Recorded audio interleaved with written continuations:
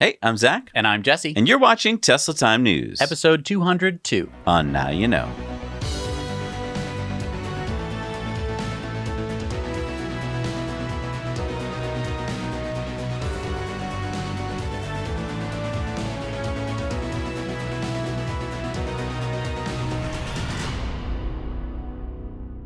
Brought to you as always by our amazing Patreon patrons. Your support is critical for the work that we do. Head over to patreon.com/nowyouknow and check out our exclusive Patreon bonus stories every week for just $1 a month. And there's lots of other great perks on there too, so be sure to check all those out as well. And we're brought to you by Battery Hookup, the best place for all your DIY lithium battery needs. Don't get ripped off, get hooked up. Now You Know viewers get 10% off by using the code NOW at batteryhookup.com. If you've been watching this channel at all, you know that we live in a world that will be experiencing some rapid changes in the coming years. And as Elon always likes to point out, first principles problem solving is going to be how we make the planet better. It has never been both more difficult and easy to get an education. What do you mean? Even people enrolled in school right now are having difficulty keeping up with the pace of coursework. And what are you supposed to do if you're out of school? How can you learn new things and brush off the rust? The easy part is we have online resources like Brilliant.org. Yeah, recently I wanted to learn more about solar energy, like how do solar panels convert photons into electricity and the math behind it. Because it's been years since I've taken a math course, and like you said, I needed to brush off some of that serious rust. So I took Brilliant.org's solar energy course, and now I feel like I have a solid understanding of the science behind all these solar news stories that we discuss every week. Yeah, I took their course on search engines, which taught me how to more effectively search for things on the internet. And there are so many other courses on so many other interesting topics. Yeah, like gravitational physics, electricity and magnetism, probability, and astronomy. And let's be clear, I know that I feel like an expert after I watch a YouTube video about something. But if I don't quiz myself about it, I won't actually know everything I think I do. Yeah, Brilliant has quizzes at each step to ensure that you're not just reading without understanding like you would with the textbook. The best way to learn and understand principles is by applying them yourself. And that's exactly what Brilliant.org allows you to do. To support our channel and learn more about Brilliant.org, go to Brilliant.org/nowyouknow and sign up for free. And also, the first 200 people that use the link below will get 20% off the annual premium subscription. Hey, is that a new shirt? Yeah, cheetah mode. So you can see, the back is up, the front is down. I like this because then you can tell, like, this is how it works, people. This is cheetah mode. Do you get it? Right on my shirt. And you can find that over on ecoware.us. Can we get track mode for the Model Y? Is it possible? Elon actually said yes to a tweet that was exactly like this. So, what? Yes. Apparently, I didn't know, honestly, that the Model Y didn't have track mode. That's because I didn't buy a performance Model Y. But apparently, it's coming. That's awesome. Yeah. Yeah, after playing around with track mode in the electric performance race car that we're racing up Pike's Peak, I can see why everyone's so excited about track mode. You get so much control over the performance of the car. Right. It's kind of like a video game where you just get to control a bunch of sliders and it immediately has an effect on the car that you're driving. Most racing games don't even have that level of control, mainly because they're trying to control old ice cars, and basically every movement of the slider is like some guy with like a wrench going like, oh, I gotta change out the whole part. Info on the standard range Model Y was just taken down from the configuration page. Is it still going to be made? Elon said no, as range would be unacceptably low, less than 250 miles EPA range. Okay, well, let's stop right there for a second, because that's kind of unexpected. Right. I thought that when they came out with the Model Y, standard range was going to be an option. I guess Elon doesn't like things below 300 miles. Yeah, I think 250 is probably what they're going for. Even the standard range plus Model 3 is around 250 miles of range. And I'll be honest, that is a bare minimum range for an EV to be like, oh, this is my car, instead of this is my car, but I also have my other car in case my main car doesn't allow me to do everything that I want to do. Then Jason said, okay, so long-range rear-wheel drive reservations are staying. Any word on range for that model? At reveal, it was 300. Elon said, doing range testing now, number will be significantly higher than 300. Extremely good for any EV, especially an SUV. And then he went on to say, we have reduced pricing on Model Y long-range dual motor and will offer a long-range single motor Y in a few months, which improves affordability while still keeping the product excellent. So that's, I guess to be expected, right? Because there is a rear-wheel drive Model 3. Right. So no smaller battery pack, which makes it easier for Tesla to produce these, but fewer motors. So just one less motor, not in the front. So I guess in places where you don't really need the all-wheel drive, you could go for the cheaper rear-wheel drive. Right. And I mean, in my experience as a owner of a rear-wheel drive Model 3, here in New England, it gets snowy, it gets slippery, and, it would be nice to have all-wheel drive, but I've hardly ever run into a situation where I needed it. But speaking of snow, Energy Oracle said, how about adjustable front-to-rear bias for snow? Elon said should do this automatically. So, this is kind of a funny question because a lot of people have already experienced this in driving their cars in the snow. So this is interesting. Tesla already tweeted out their story about the Model S and X getting 250 kilowatts of charging. And Elon said, we had to increase some wire thickness in the S and X to reduce resistive heating. Technically, won't be quite 1,000 miles per hour charging, as X especially is much bigger than a 3. So, this is exciting news. Something that is odd that Tesla didn't announce themselves. I think because they kind of want to, keep it a little under the radar that the Model 3 has for most of its existence had a higher charging rate than the Model S and X. Which are their flagship cars. The more expensive cars. Right. You'd expect you'd get better stuff with them. So Elon is basically saying that you're not going to get 1,000 mile per hour charging speeds, especially with the Model X. The Model 3 will get a 1,000 mile an hour charging speed at the level 3 supercharger. So that's 250 kilowatts. So you might be saying, so the Model X isn't getting 250 kilowatts? Well, that's not really what it is. If you're pumping a gallon a minute into your gas car, it depends on your miles per gallon as to how many miles of range you are pumping into the gas car. Not that you normally we don't think of it encounter that way. Right. So because the Model X is less efficient than the Model 3, which is a smaller car, it's not going to get the same range for the same amount of energy. Yeah, because, there's two ways to think about it, right? When you're pumping energy into a car, it's either kilowatts that you're pumping in, or, say, gallons that you're pumping in per minute, or it is miles per minute that you're pumping in. Right. And so it's just how you want to think about it. Right. And, Tesla's gone with the miles per hour thing. It changes, obviously, as you charge up and as the charging rates decrease, as your state of charge goes up.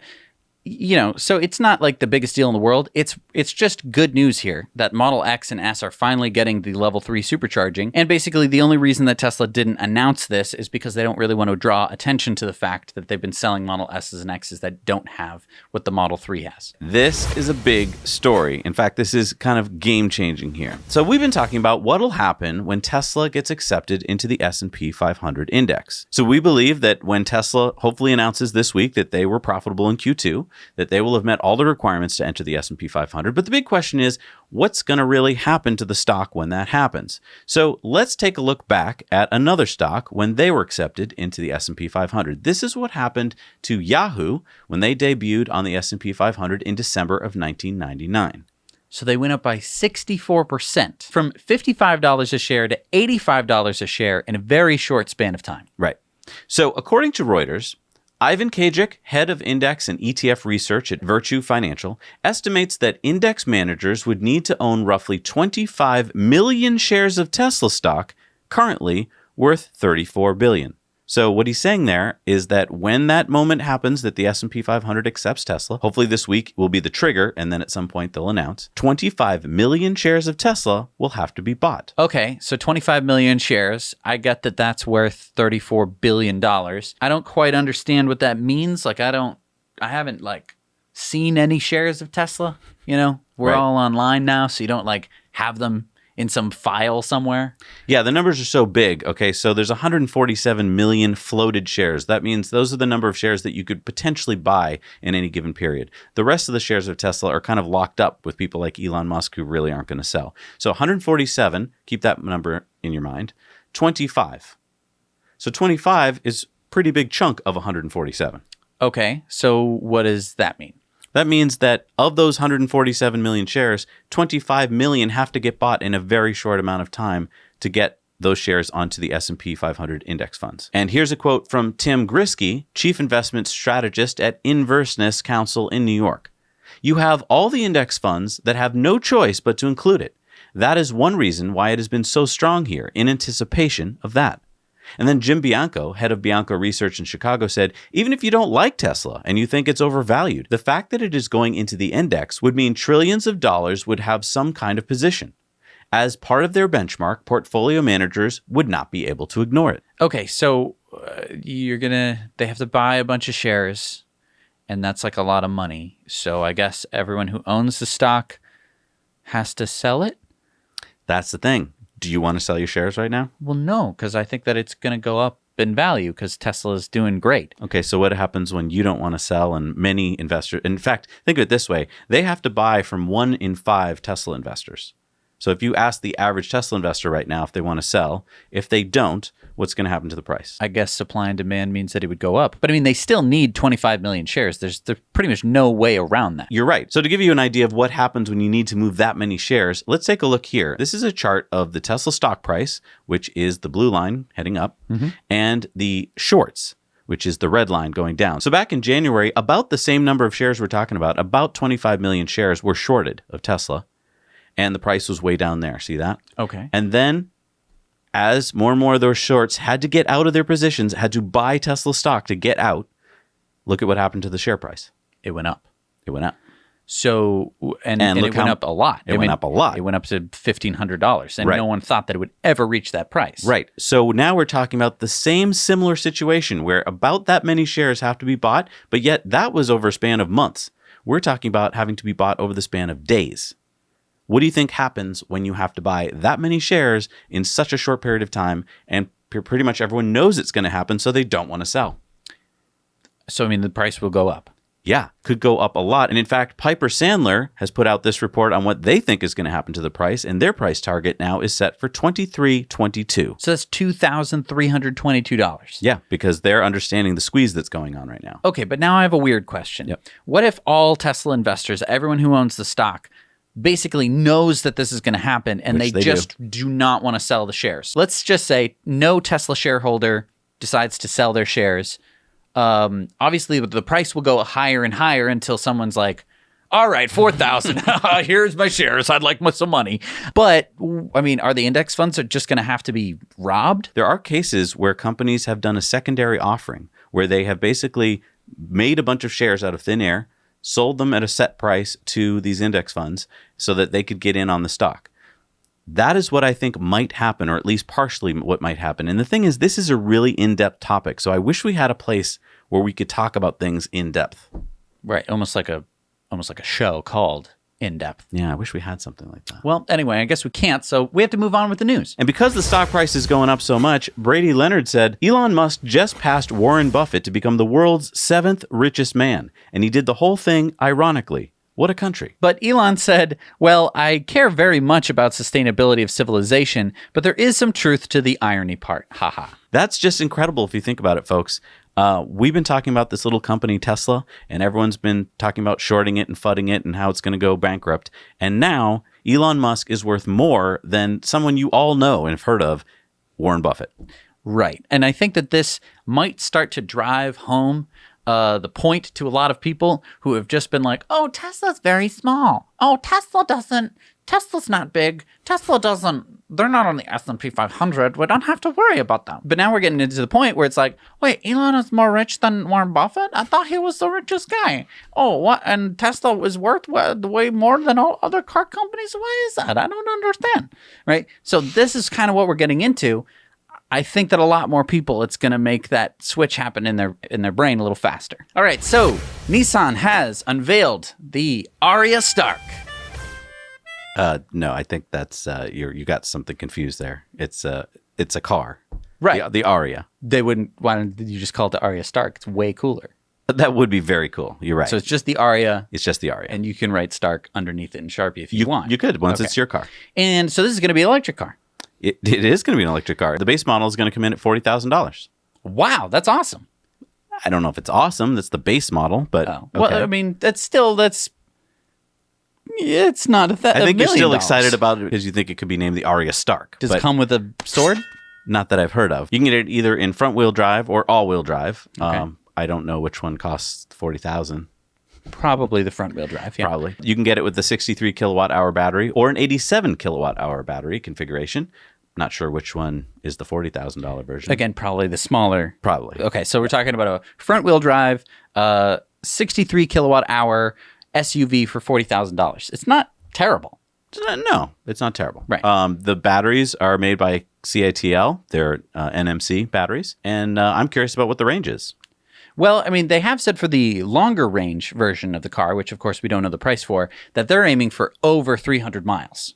Okay. Why again are car companies doing this little game where it's like, we'll give you the stat for one version, but not the other one? You're going to have to figure that out yourself. Right. They're giving the price for the base model, and that's the only stat we have besides the front wheel drive and the battery size. But we don't know the range, and that is a very, very important number. But they gave you the range of the higher range model. Exactly, which is going to cost more. But so basically, they're just hoping that your brain is going to go, I know the price, 40,000. and I know the range, 300 miles. and I put them together, and that's that's amazing, when that's not actually going to happen. All right, okay, so we know the battery, and we know the front-wheel drive, and we don't really know the price. What's the charging rate on this? 130 kilowatts. Okay, that's pretty good. And this time, instead of the Leaf, which was just an air-cooled battery, this is a liquid-cooled battery. Oh, so they actually learned their lesson from Rapid Gate. Exactly. Oh, that's nice. All right, so I want one. When can I sally forth with my wallet? Do you live in Japan? No. Why? Then you're not getting it. Well, what do you mean? Okay, all right. Let's say I did live in Japan. When can I get it? In Japan, you can get it in mid-2021. Okay, and so when is it coming to the United States? They haven't said that they are coming to the United States. We don't know when, if at all. But why? It's an electric car. My guess is that they plan on selling 30,000 of them in a year, so my guess is they just wouldn't have enough, so they got to stick to one country. Why does Japan get all the good stuff? Well, Not fair. They're a Japanese company. Okay, Yeah, that they- makes sense. they probably But wait, wanna start so close to home. how did you hear about this 30,000 number? 30,000 in the first year? I mean, that's according to Reuters, Nissan plans to sell just 30,000 of the model in the first full year of production. First full year. Yeah. Not the first year, like, because you could say, like, mid Oh, 2021. yeah, no. First 12 months. Yeah. The first 12 months is going to be 30,000. Yeah. Yikes. That's the way it goes. You got to get batteries. You got to find batteries for these cars. And also, I'm just telling you, if you had your choice, which you do, between a Model 3, Model Y, or an Ariya. Actually, I don't have a choice because I can't buy the Ariya here yet. Right. I can buy a Model Y. If you were Japanese and you had the choice, Oh, okay. I'm just saying it seems unlikely to me that you'd be rushing to get an Ariya unless you worked for Nissan. Okay, so Viv tweeted this out the other day. A German court just banned Tesla from using the term autopilot since it is misleading. Amazing. As a pilot, I can tell you that autopilot can mean that the system only keeps the plane going straight and keeps it at the same altitude. It can be as basic as that, or it can be advanced like an auto land system in the fog. Tesla is not being misleading. And Elon said, exactly. And this is a really good point. I mean, when you say autopilot, most people are not pilots. So most people don't know what autopilot means. And so I guess you could argue, well, because people are stupid and autopilot is ambiguous to them, that they're going to think that it's just magic. I mean, let's just say you do. You get into the car in Germany and you just sit in the seat, you close the door and you go, autopilot, bring me home. Nothing's going to happen. So And then what are you going to, you going to go like, oh no, bam, ow, my head. I slammed my head for no reason, even though the car wasn't driving. Here's what I'm upset about.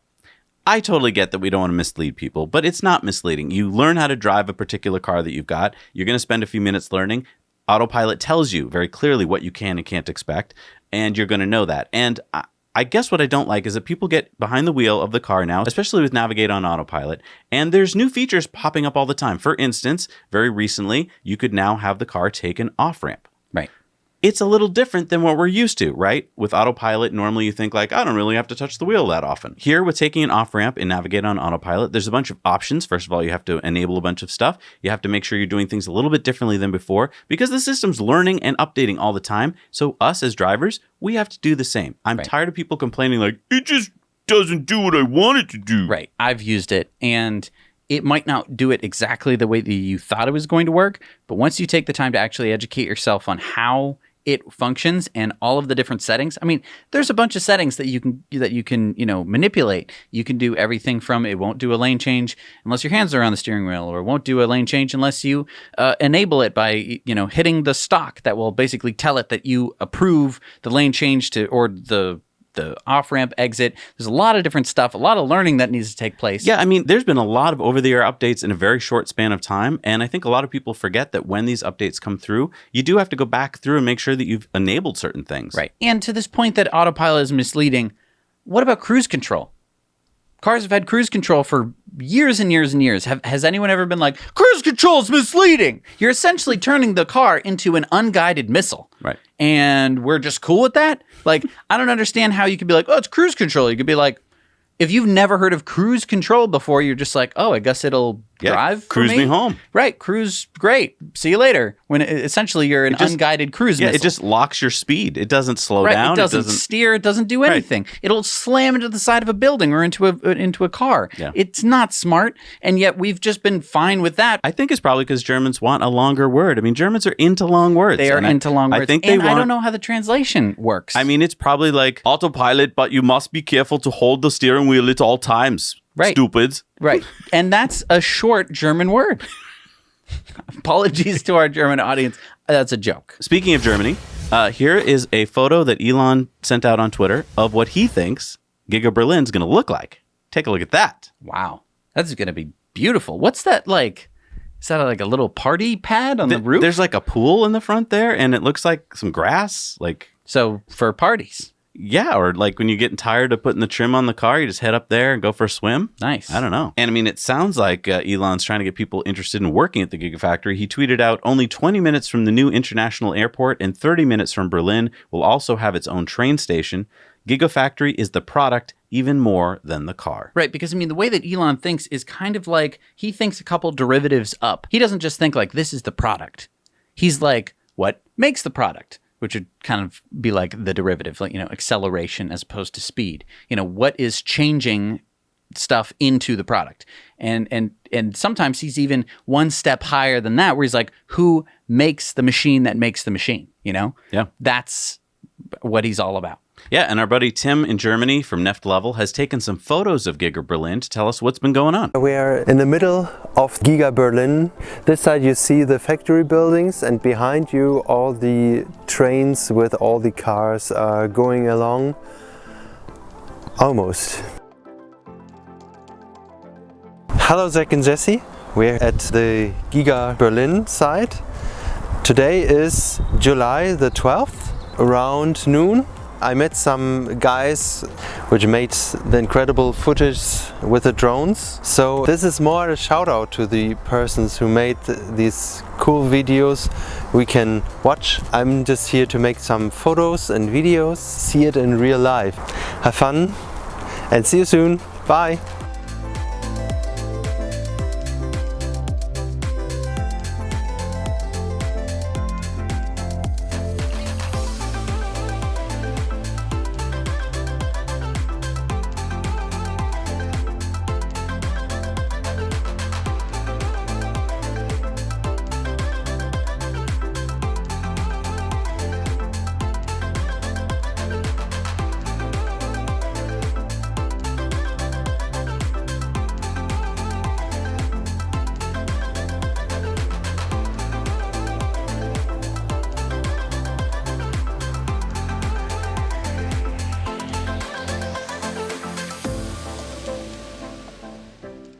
Well, that's super exciting. I mean, let's take a look here at some drone footage so we can see the buildings. There's a concrete mixing plant which has been built and a second plant which has arrived. Concrete foundations for the drive unit building have been poured. Foundations for the casting and body and white buildings have been started. And the foundation piles for the press arrived, and an area near the railway has been prepared for easier unloading of trains. And here, Tobias Lind has done something really cool. Not only these amazing drone shots, but then this overlay of what the factory's going to look like. Right. So you should go check out his channel because he's got great views of what the whole thing's going to look like when it's finished. Yep. So last week, we reported on the Del Valley Independent School District granting the tax abatement for Tesla's Austin Gigafactory. And last Tuesday, Travis County also granted approval for Tesla's plan. So now Tesla has a $65 million tax abatement, and this should give the green light to build the Terafactory, which should be building both the Model Y for the eastern half of the United States and Canada, and the Cybertruck for the whole world. Super exciting. And speaking of Cybertruck, Tesla Time News is sponsored by Cybertruck Owners Club. There you'll find a crowdsourced reservation tracker that you can update, and you can check your place in line. You can also check out their website for Cybertruck news, discussions, and community for Cybertruck enthusiasts and future owners. And there's a 3D configurator allowing you to visualize the Cybertruck in any color, wrap, and logo, both on screen and in augmented reality. All right, so a couple weeks ago, we told you about Highview Power. They're a company making a cryo battery, which is a battery that stores energy out of air. And I don't know, after we were done reporting on it, I was like, battery out of air? I don't know if I even believe this. Well, it turns out that Highview Power reached out to us, and Javier Cavada, the CEO and president of the company, is a fan of the channel, and he asked if we could interview him. So we did. We'll show you the interview right here if you want to see it. And it turns out it is real. And it is pretty amazing. Yeah, some of the advantages of it are that it can store more energy for less. So the bigger you go with this system, it can be cheaper than storing it on lithium-ion batteries, which is pretty interesting to me. You don't want to have like one in your house. And that was something that Javier was very open with us about. Like, he's like, you know, it doesn't make sense to build a Powerwall-sized one of these. You're going to build a grid-sized one of these, but it could back you up for as long as you want. Basically, you just build a bigger tank to store liquefied air. Yeah. The interview is really interesting. I urge you to go check it out. Link's right there. And if you want to have renewable energy at your house, the team at Energy Pal are energy geeks that help homeowners go solar for less. So take more control of your energy, guarantee the price of power and storage costs for 20 years, do it all online, on your schedule, on your couch, on your laptop. And now, Energy Pal even will help you get power walls in your house. So far, working with Energy Pal, our viewers have generated 2 million kilowatt hours of solar power. And the amount of carbon saved is equivalent to 6,000 trees growing for 10 years. That's like replacing 26,000 gallons of gas or 75 tons of waste sent to landfill. And the cool thing is they're not going to pressure you into one system or another. They're going to try and get you the best fit for you. So if you decide to go with the Tesla solar system, for instance, you can use our referral code and save $100 on your system, and you'll be helping us here on the show. Down in the show notes is the referral code for you. So according to Audi, the e-tron Sportback will be showing up on dealer lots in the US in the next week. So let's go over some specs and see if this is going to be your next EV. But last week we talked about the Audi e-tron A3 Sportback. Mm-hmm. And it wasn't coming out for a long time. Now it's coming out next week. I mean, how did this happen? No, you said the Audi A3 Sportback. This is the Audi e-tron Sportback. But it was the Audi A3 e-tron Sportback. Yeah, you just did it again. You said Audi e-tron A3 Sportback. It's the Audi e-tron Sportback. I'm not following you. Okay, well, the Sportback is very similar to the e-tron SUV, but with a sportier back, which lowers its drag coefficient from 0.28 to 0.25 for the Sportback. So here's some more stats. The starting edition, the Premium Plus, is $77,000. But no, I don't want to know about the premium. I want this. I want the base model. What's the base model? Yeah, that's the Premium Plus. Is there another model? Yeah, there's other models. Okay. So you want to know about the Edition 1? Yeah, because I mean the Edition 1, so that's like base model. So that's going to be cheaper? No, the Edition 1 is $88,000. Okay, wait. I want the base model. So yeah, the Premium Plus, that's $77,000. No, I don't want the premium. I want the base model. Right, the base model is $77,000. Okay, then what's the Premium Plus?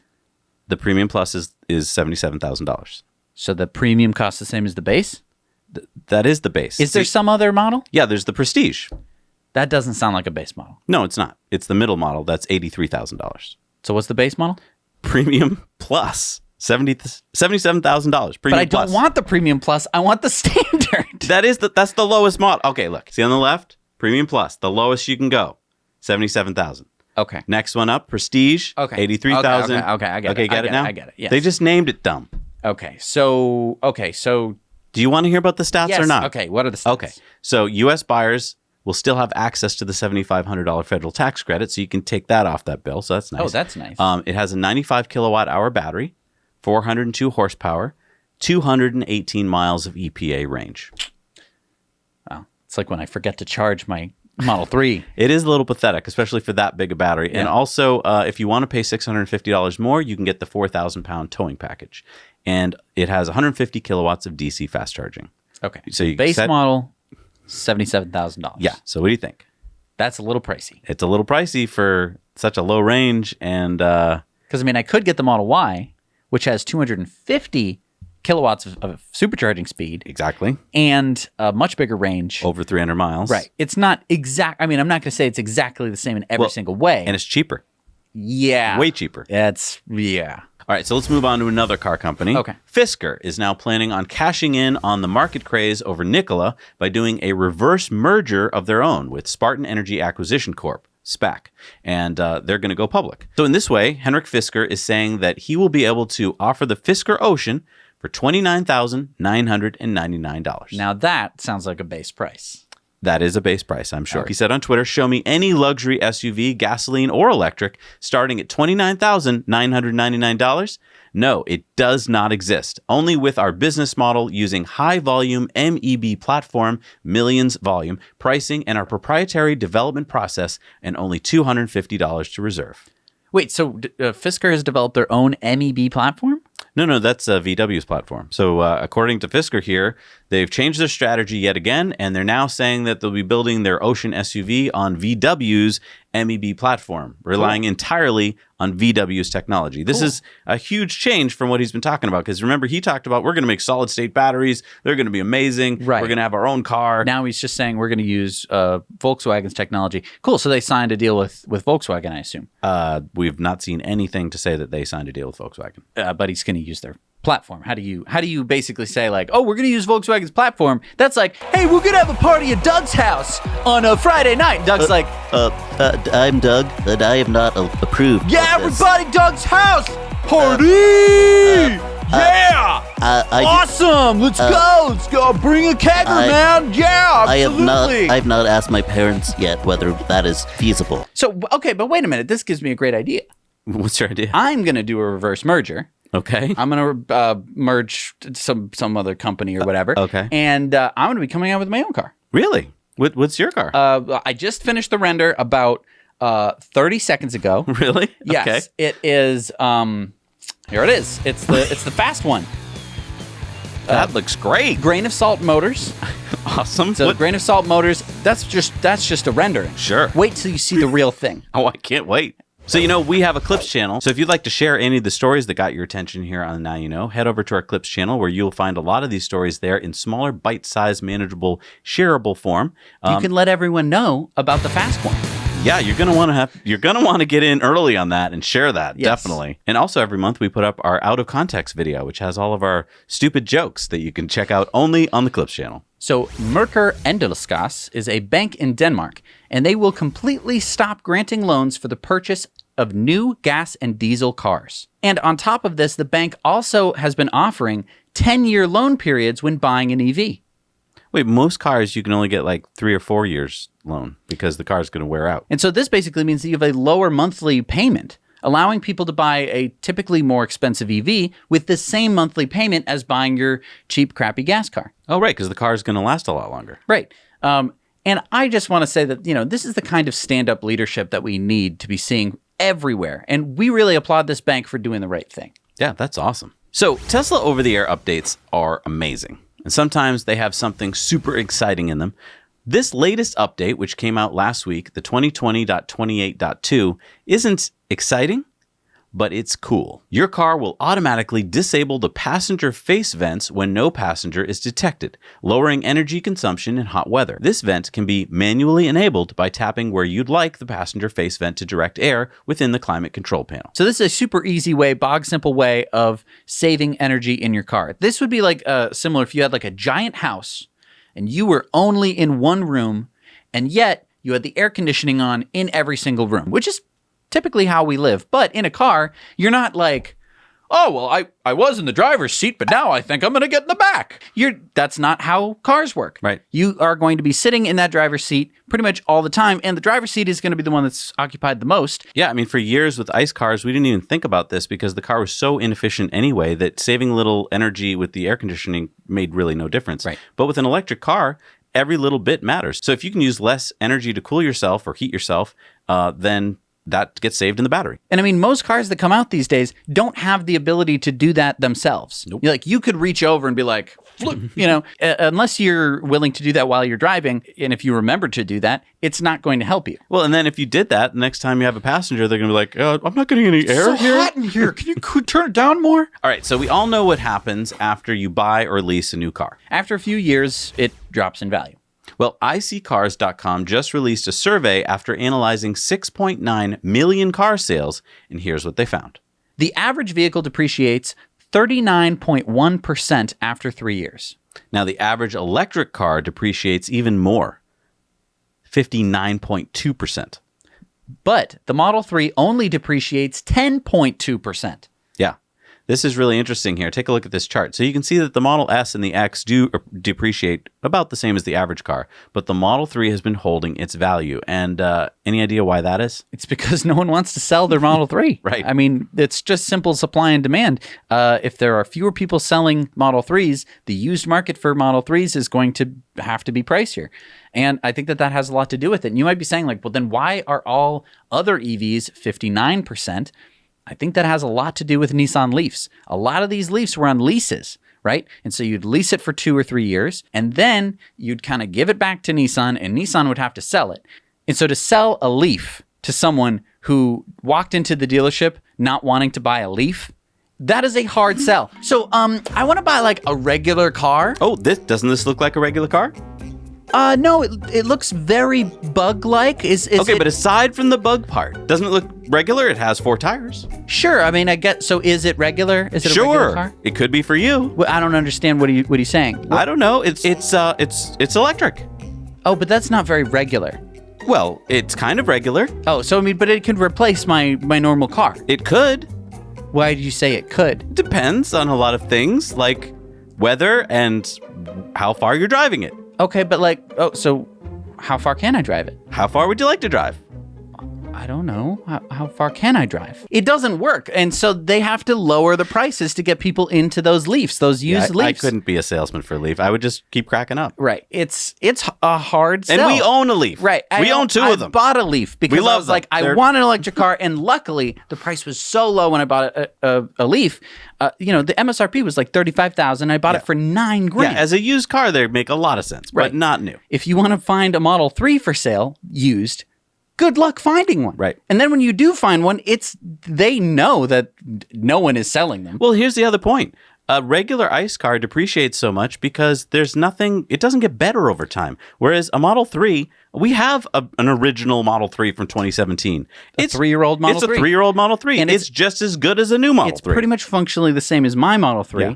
And yeah, normally you're expecting just things to start going. You're like, oh, well, it's been 3 years. Instead, I now have Netflix. Timing and belts, I now have Drive on Nav. The head gasket. I have everything. And, the exhaust system, catalytic converter. Exactly. All of the things that can go on a normal car, you're not worrying about with the Model 3. It's really awesome. You know what else is awesome? What? A smart EQ BEV for 10 euros a month in Germany. What do you think about that? But wait, 10 euros? How about a Renault Zoe for 79 euros a month in France? Are euros just way more expensive than I thought they were? Have we been, has the dollar been dropping? No, the euros are what you think they are. Many European governments, including France and Germany, have boosted auto subsidies during the pandemic, and that means that while the funds last, many Europeans are able to get some crazy deals leasing EVs. Rainier Westorp, A spokesperson for the Berlin-based startup Carfellow said, "This is a golden moment for us. Last Wednesday, they started offering leases for the Daimler BEV Smart EQ for €9.90 a month." I mean, it's pretty much close to $10 a month. Yeah. For a car. Yeah. For a car. Alexandra O'Donovan, an analyst with Bloomberg, said, "There are a lot of attractive offers right now because of higher subsidies, and that's boosting demand. The EU is pushing toward decarbonizing transport, and the coronavirus crisis has allowed them to accelerate that." So in France, Renault Zoe sales are set to double from last year, while ICE sales have dropped. And in the Netherlands, a €10 million fund to subsidize EV sales was used up in just 8 days this month. Wow. Why couldn't they have done this years ago? I think because there's so much demand for keeping our air clean. Wow. So we just released another fun e-mobility review video on our Now Let's Review channel. And Ethan compared a lower-end e-scooter with a top-of-the-line e-scooter to compare the features and the expectations and to help you if you're trying to decide on an e-scooter for yourself or as a gift. So definitely head over to Now Let's Review channel to go check that out. Ethan did a really good job reviewing them, better than I could have done. That's Yeah, he popped a wheelie. Yeah, I can't do a wheelie on an e-scooter. I mean, I could, but I would just keep going. All right, so GM just released their latest sustainability report, and in it, they list all their upcoming planned electric vehicles. In the report, we read this line: Chevrolet BET truck, which will be the brand's first electric full-size pickup, offering 400 plus miles of range on a single charge. So, I mean, Chevy wasn't going to build an electric truck. I mean, there was going to be the Hummer. The EV Hummer, yep. Right? And they didn't say anything about like an electric Chevy Silverado. Right. I mean, we don't know if this is going to be in the Silverado line, if this is going to be like an EV Hummer pickup truck. This is the first we're hearing about it. But I mean, they already listed their EV Hummer pickup truck in the list. So this can't be that, but again. Right. We don't. I mean, they could rebrand it, They just called it a Chevrolet BET truck, a battery electric truck. A battery electric truck? BET truck? Battery electric truck? Are you kidding me? That's really what they said? Well, that's what it said. I think that they're lying. I think that they are straight up lying. Really? Well, okay. Let me rephrase that. I think that they don't plan on having a battery electric truck. I think that they plan on having the Hummer. Uh-huh. And basically, they just needed to fill out their impact report, and to pad their impact report, make it look a little nicer, they said, "Oh, we're going to build a battery electric truck," which they could do using the Lordstown Motors Endurance. Oh, okay. They could basically just buy out Lordstown because Lordstown owes them $40 million anyway to buy the Lordstown plant, and they could just say, "Actually, you belong to us now." And the Endurance is now called the Chevy Silverado EV. This seems to fit right into what we talked about in our in-depth on the Osborne effect. Right. It's like they can't let you know what... Because this is the only place that they have disclosed this information is in their impact report. I mean, their average customer is not reading a multi-page document on, sustainability. Right. And this isn't being picked up in the broad news. It's not like, today on the news, what is the battery electric truck? We're going to our correspondent in Detroit to find out. Bob, what do you see there? Well, they're making battery electric cars, but I haven't seen a battery electric truck yet. Back to you, Bob. So interesting that it's only in their impact report, but they haven't announced anything outside of that. That's right, Bob. Their average customer knows nothing about what they're doing. Interesting. Well, back to Jerry with the weather. All right, it's time for our video contributor stories. And you know that you can be a video contributor on the show, right? Wait, what? Yeah.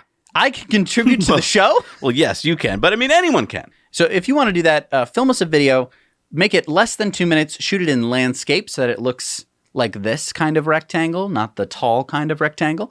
And don't put in any music, and tell us about something that is happening near you, because we don't necessarily live near you, and we're not covering that story. So Right. Please, if you want to. For instance, Ulf was up in Palmer, Alaska, which is not near us. I've never even been there. He shot this. I don't even know where that is. Hi, Zach and Jesse. This is Ulf in Palmer, Alaska. In Alaska, we don't have any supercharging stations, but we have destination chargers popping up. This one is located in Palmer by a restaurant that is called Turkey Red. And they have put it up just for use of us. And there's one Tesla charger, and there is one CCS charger. So there's no naming that it actually is that restaurant who runs it, but they are. And if you give them money as donations, they will put it towards feeding the needing. So it's a great place. It's close to downtown and Palmer. So now you know. Wow. Thank you, Ulf. Yeah. I mean, when am I going to go to Palmer, Alaska? Well, we might go there now that we know we can charge. That's great. All right, it's time for our Patreon bonus stories. And if you are kind of like, I hear you talking about it, but I don't want to get off the couch and check it out. When you have time, head over to patreon.com/nowyouknow. Check it out. Join us for as little as $1 a month, and you'll get to see all of these bonus stories that we tell you about. You're probably, watching the show every week like, well, I don't know what they're talking about. Right. Here's a little secret. You can sign up. They charge you at the end of the month. If you cancel before the end of the month, you don't even waste a whole $1. Wow, you're giving away all the secrets. Worst case, you forget for a month or two. So you could just binge watch. $2. So this is kind of like when your buddy gives you Netflix and you can watch all the Netflix stuff and binge it all you want. It's sort of like when you do It's like the Hulu 2-week free trial. Yeah, you sign up for that and then you cancel. You can still binge watch. So if you want to see the Patreon, I do want you to see the Patreon bonus stories for people who care enough.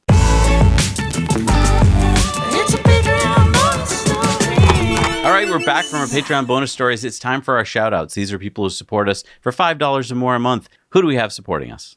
We have Richie Jackson, Maus Katze, Kyle Robeson, Paul Goodhue, Graham Shapcott, Anton A. Pavlos II, Dardasa, Prometheus, Max Desmond, Darren, Robert Knight, and Ross, Ari, and Elise Tessin.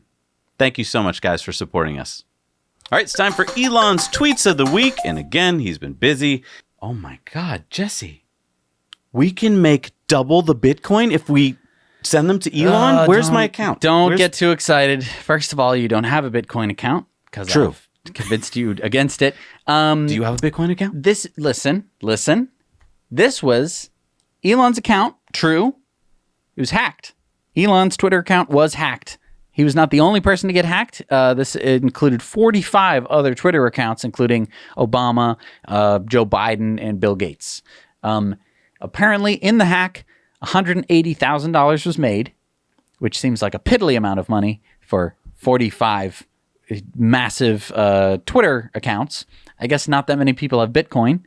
Or are stupid enough to if you do have Bitcoin. So, they could have written a better tweet. Like, I feel like you and I could have written a better Elon tweet that it would have been more believable. That one was not that believable. Right. It would have been like, stick it to the SEC. Right. I'm going to give away a bunch of money. I mean, right. I don't know. Then I would have been like, he does hate the SEC, but whatever.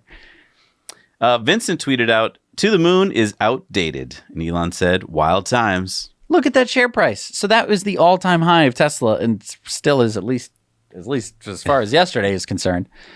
And then Backroads Tesla said, "Elon Musk, is it possible to have a weather radar overlay on the nav screen to help predict storms and wind? That would make a killer connectivity feature." Elon said, "I think so." And then Spaceflight Now said the planned launch Tuesday of a Falcon 9 rocket from Cape Canaveral of a Korean military satellite has been delayed.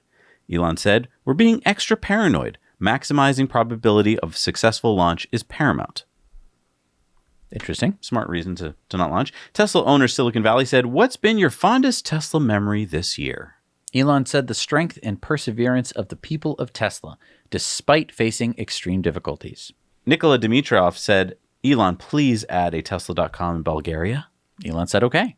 And then Viv tweeted out, "UFO on a stick, aka Starlink user terminal, looks beautiful." Elon said the Starlink terminal has motors to self-orient for optimal view angle. No expert installer required. Just plug in and give it a clear view of the sky. Can be in a garden, on a roof, table, pretty much anywhere, so long as it has a wide view of the sky. Small note, the latch on the post near the base is gone and powered Ethernet wire is less obtrusive in the production version.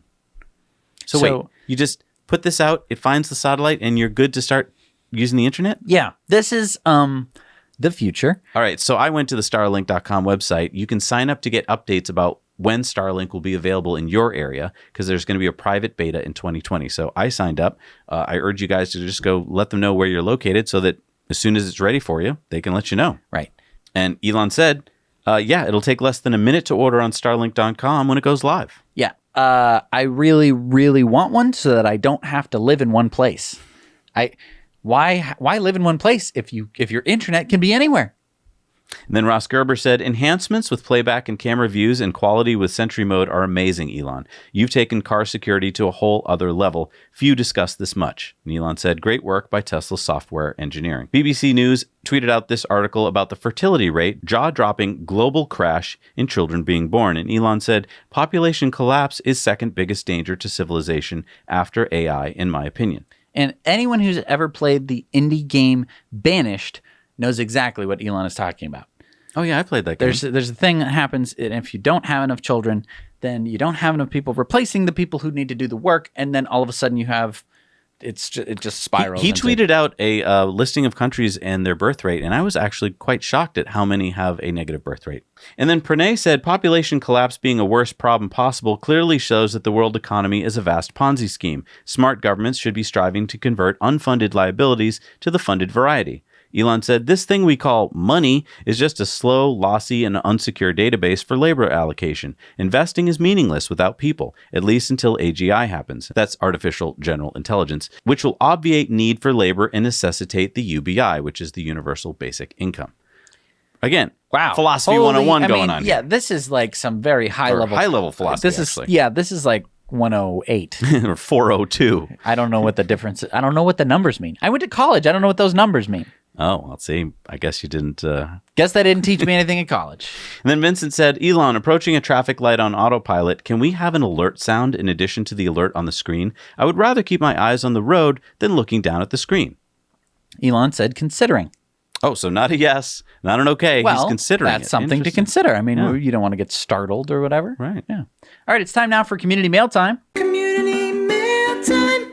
And our friend Somi up in Canada said, total cost of my day trip from Vancouver to Kelowna and back, $47, including lunch and charging fees. Last time I drove to Kelowna in my Honda Civic, I paid around $150 just in gas, and I couldn't do the round trip in a day and still stay mentally alert. So, I mean... That included food. I know. And the other time just included gas. Wow. Yeah. Our friend Jose in Spain had his classic Porsche 911 Carrera 2 stolen in the night last Sunday by some very stealthy thieves wearing face masks. But what the thieves didn't know was that this Tesla's Sentry Cam across the street there caught them quietly rolling the Porsche away into the night. Using this Tesla Sentry Cam footage, Jose was able to spread the word on social media. The thieves abandoned the car, and the Porsche was recovered the next day when a delivery van owner in suburban Valencia spotted it after recognizing it from a friend's Facebook post. So here's the really cool part, right? You might think that Sentry Mode is defeated by masks. You might say, oh, as soon as you can't see the vandal's face or whatever, it's all over. Here's the cool part. It's such an interesting story. Obviously, you got your Porsche stolen. That's a big story. That people share it.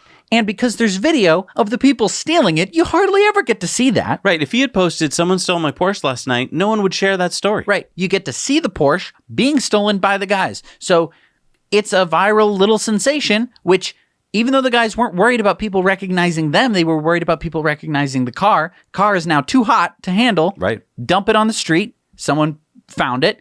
It gets back to him. Exactly. How cool is that? Detective Tesla strikes again. All right, it's time for the results of our Patreon poll. And if you'd like to join us on Patreon at the $2 level, you can be a participant in the polls. Our question this week was Tesla profitable in Q2? And we had 608 votes. Okay. 595 people said that Tesla was profitable in Q2. I think this is kind of like that jar of jelly beans at the county fair where, it's got a bazillion jelly beans. No one knows how many is in it. But if you take everyone's vote and you average it, you usually get really close to the actual number.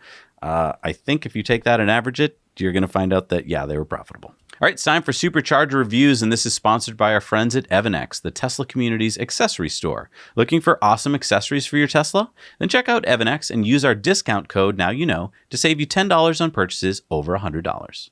Jack and Jesse, this is Randy from London, Ontario. I'm at the Supercharger station. It's a V3 Supercharger station. There is a Wimpy's Hamburgers, an Arby's, and a Tim Hortons across the street. In this parking lot, there's a Subway and a McDonald's. And I give this station maybe an 8 out of 10. We're about half a kilometer away from the 401, which is the busiest highway around here. It's just to the north. And Zach and Jesse, thank you very much for all you do. It's Randy from Now You Know. Hello, Zach and Jesse. This is Jeff. I'm here at the newest Manteca, California Supercharger. There are 12 stalls, 250 kilowatts. In addition to the Tesla Superchargers, there are spaces for 4 cars to charge at ChargePoint chargers. This is located in a shopping center with Target, a grocery store, and a number of feeding places. I would rate this a 9 out of 10. Now you know. We're here at the Madison, Connecticut southbound Supercharger on 95. This is a 10-stall V3. There is a Subway, Dunkin' Donuts, McDonald's drive-thru, almost the exact same as across the street. That is the Connecticut southbound charger across the highway, which has almost the same amenities but no McDonald's. But 2 10-stall V3s directly across the highway inside of each other. Both working fine as of May 2020. Okay, I'm at the St. Louis Park, the new St. Louis Park version 3 Supercharger in Minnesota. It's an 8-stall, 250 kilowatt. This is actually the first version 3 I've been to. I'm surprised how loud these things are. I don't know if you can hear that. There's a lot of whirring fans going on in there. But anyway, so this one's at a Target. There's a sign over there. And it's pretty good, but the location isn't great. There's not like a nice sidewalk to get to the store. And it's also on the exit out of the parking lot. So you kind of, when you're reversing in, you'll quite often get people on the way out get a little bit impatient, you know, for you to move. But other than that, it's good. It's nice to have a version 3 in Minnesota finally. I think this is the first. I'd rate this 7 out of 10. So now you know. Wow, that was awesome. And if you want to do a Supercharger review yourself, you can. All you need is a smartphone. And hey, oh, isn't that convenient? We're on a smartphone, aren't we? Probably. Or it's a television and your whole family's wondering who the crazy guy is. Doesn't matter if you're on the smartphone because I'm in your ears, right? Huh? Anyway, you can use your smartphone to record the Supercharger. Just do it in landscapes that it looks like so you don't this. make Jesse mad. All right, it's time for new Superchargers in the world. What do we got? We got the 12-stall version 3 in Modesto, California. We got the 8-stall version 3 in Chantilly, Virginia. Number 17 in Mexico is the 4-stall version 3 in Villa Hidalgo in Mexico. Number 531 in Europe is the 4-stall 150 kilowatt in Svalbard, Norway. 8-stall version 3 Supercharger in Akersloot, Netherlands. Number 26 in Virginia is the 8-stall 250 kilowatt in Vienna, Virginia. Number 857 in the United States, 1,911 in the world, the 16-stall version 3 in Santa Cruz, California. All right, it's time for our Patreon giveaway. And if you want to get into the big giant vat of fun, just become a Patreon. The more you support us, the more often you get in there. And this week, we're going to be giving away a poster of Mars. That's exactly what it looks like. Mars does not have 2 suns. Oh, what planet is this? Can you think of a planet that has 2 suns? It's not necessarily a real planet. I have one sun, so I don't know. Okay. Well, hopefully the winner knows who it is. And the winner is M Says Hello. Congratulations, M Says Hello. Yeah, oh, I know what this is. This has something to do with Star Wars. Uh-huh. Yeah, Tatooine. Yes. And we're going to sign the back of it. I finally got it. As we want to do. Well, thank you for making it to the end of the show. And I just want to talk about why we are being sponsored by Brilliant.org. I mean, I think it's because they realized that it's a really good fit for this channel. You guys are smart, and the way you get smart and you stay smart is by learning, and Brilliant.org is really awesome at that. Yeah, and I mean, you might be wondering, like, why do you guys have to be sponsored by things? It's, again, we've talked about this before. YouTube does not pay us enough money to support what this channel does. If we were 2 guys who were just like Beavis and Butthead over here being like, hey, well, check it out, everybody. Hey, I'm holding my phone. Whoa. Hey, this is a Tesla. We'd probably get a lot more views. We might get more views, and we wouldn't need your support because it would just be holding the phone and then we'd upload it. Great. This show, if you haven't noticed, is over probably an hour long, and it has been edited. We've been sitting here in these uncomfortable chairs for well over an hour. Why do we have such uncomfortable chairs? Like probably 2.5 hours. Right. Every week. And what happens to all the rest of the footage, you might ask? We have editors who have to fix all of the mistakes that we make in this show. You know, when I was in college and I was doing some film study, when we would film on 8mm, we would have to cut the film together and then throw the rest of the film, it would end up on the cutting room floor. Right. That was actually true. But here, we give our guys like just bazillions of megabytes and gigabytes of stuff, and they have to edit it all down, find all this cool stuff to add to it. In a day. Make jokes. Tesla Time News comes all out that. in pretty much a day. Right. And we couldn't do it without support from our patrons and also from Brilliant. But you really alluded to something which is important, which is that YouTube has cut way, way back. I mean, if you are on YouTube at any time, you'll hear all these YouTubers complaining. It just keeps getting worse. They just keep cutting back and cutting back, even though I think the ads are pretty effective. Right. I mean, I bought my shoes from an ad on YouTube, Right. and they're awesome. But so the ad revenue is going down, and yet we have to somehow keep going. And we could just get more clickbaity and smash things into walls, I guess, or we can work with great sponsors like Brilliant.org, which fit our channel really well. Right. So again, thank you to our patrons, thank you to Brilliant, and thank you to you for watching this episode of Tesla Time News. Hit the like button. It's going to share it. It doesn't technically do this, but it kind of actually does technically do this. It'll share this basically with a random person who is similar enough to you that the algorithm is going to go, I am the algorithm. I think that this person will like. I kind of a picture like the Count from Sesame Street. Oh, really? Yeah. Where he goes like, because he's mathy. 1, 2, 3. Yeah. 1, 2, 3. 1, 2, 3. Yeah, he's going like, yo, I got to watch a video. Well, you video for you. Nya, nya, nya, nya. Right? I don't. That's how the algorithm works. The more likes this video gets, the more other people get to watch it, and the more educated the whole world is going to be, because we're here to try and educate people about the latest news in EVs and sustainability. We must know something about what we're talking about, because we've been talking about Tesla and Tesla stocks since the beginning, And I mean, practically. I think we should find out what the Tesla stock was worth at the beginning of our show. I think it was like $180 a share. Yeah. It's pretty close to 10xing in stock price. And that should tell you a little something. We've been talking about it the whole time. We didn't just jump in on the bandwagon, back in January when it got exciting. Right. We've been doing this the whole time. Right. So anyway. Thanks for being with us. Yes. Now you know.